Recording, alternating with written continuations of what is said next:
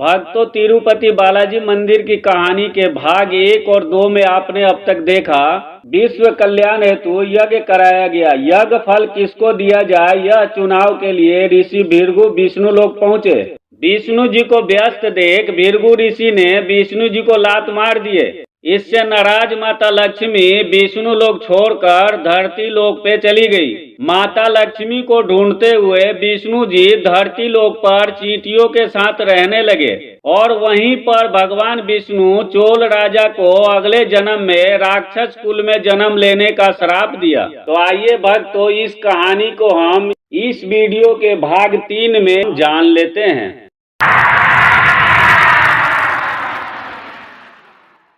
और भक्तों, कई साल बीत गए और कई साल बीतने के बाद चोल राजा का जन्म हुआ और उस जन्म में भक्तों चोल राजा आकाशा राजा के नाम से प्रसिद्धि हासिल की। मगर भक्तों उस जन्म में उनकी एक भी संतान पैदा नहीं हुआ।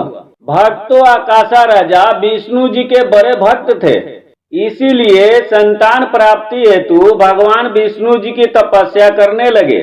भक्तों, आकाशा राजा के तपस्या से भगवान विष्णु प्रसन्न होकर के वहां प्रकट हुए और बोले, हे राजन, संतान प्राप्ति के लिए तुम्हें यज्ञ करानी होगी, परंतु राजन जहाँ पे आप यज्ञ करोगे वहाँ की साफ सफाई का कार्य तुम स्वयं करोगे। भक्तों, फिर क्या था, आकाशा राजा यज्ञ के लिए जगह का चुनाव कर वहाँ साफ सफाई में जुट गए।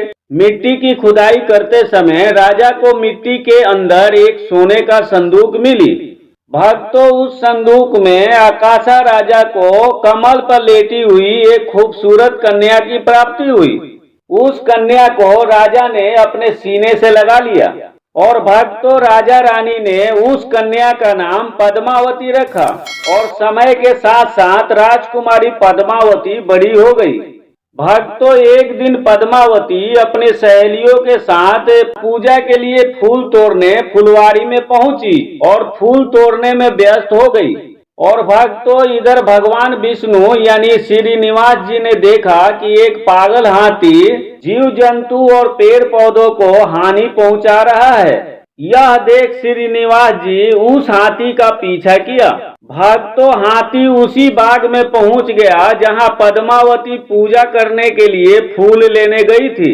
हाथी का पागलपन देख राजकुमारी पद्मावती और उनकी बाकी सहेलियां डर गई।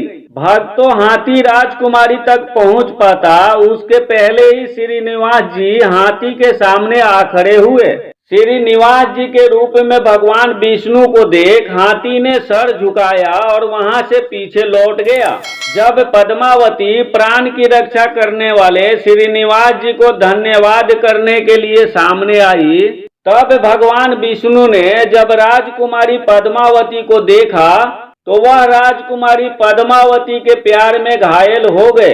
और भक्तों, जब से यह बगीचा श्रीनिवास और पद्मावती के रोज मिलने का केंद्र बन गया और देखते ही देखते भक्तों ये मुलाकात प्यार में बदल गया। जब यह बात आकाशा राजा को ज्ञात हुआ तब राजा श्रीनिवास से मिलने उनके निवास स्थान पे पहुंचे। भक्तों, राजा ने जैसे ही श्रीनिवास जी को देखा तो भगवान विष्णु जी की छवि श्रीनिवास जी में दिखाई दी। राजा ने भगवान का लीला समझकर दोनों की शादी पक्की कर दी। तो भक्तों, राजकुमारी पद्मावती और भगवान श्रीनिवास की शादी की कहानी हम इस वीडियो के भाग 4 में बताएंगे।